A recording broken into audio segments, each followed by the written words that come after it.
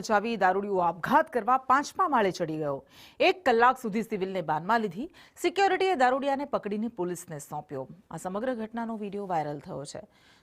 દારૂબંધી છે ગુજરાતમાં, તેમ છતાં પણ વારંવાર આ પ્રકારના દારૂડિયા બેફામ બનતા હોય તેવા વિડીયો સામે આવતા રહે છે।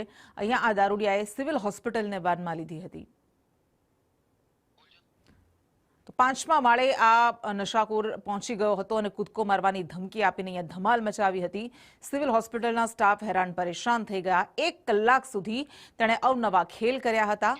આખરે સિક્યોરિટી અને હોમગાર્ડ જવાનોએ દારૂડિયાને પકડી લીધો હતો। વધુ વિગત સાથે સંવાદદાતા કેતન ઓઝા આપણી સાથે જોડાયા છે। કેતન, દારૂબંધી છે, પણ આપણને ખબર છે કે કેવી દારૂબંધી છે?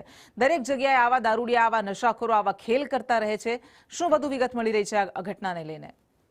ચોક્કસ કે આજે ગત મોડી રાતની ઘટના કે છે, જ્યાં છે તે સિવિલ હોસ્પિટલની દારૂડિયો ઘૂસી આવ્યો હતો અને તેને સિવિલ હોસ્પિટલને બાનમાં લીધી હતી। ખાસ કરીને પોતાની કોઈ બીમારી છે તેમ સબબ લઈને ત્યાં પહોંચ્યો હતો, પરંતુ જે રીતે ડોક્ટરને કીધું કે તમને કોઈ બીમારી નથી, પરંતુ તેથી તેનો મગજ છટક્યો હતો અને દારૂડિયો છે તે 5મા માળે ઉપર ચડી ગયો હતો અને આપઘાત કરવા માટે છે તે ધમકી આપતો હતો। આમ સમગ્ર 1 કલાક સુધી સમગ્ર હોસ્પિટલને છે તે બાનમાં લીધી હતી અને તેને સિક્યુરિટી ગાર્ડ, હોમગાર્ડના જવાનોએ દારૂડિયાને પકડી લીધો હતો અને તેને પોલીસને હવાલે કર્યો હતો। સમગ્ર ઘટનાના વિડીયો પણ સામે આવ્યા છે।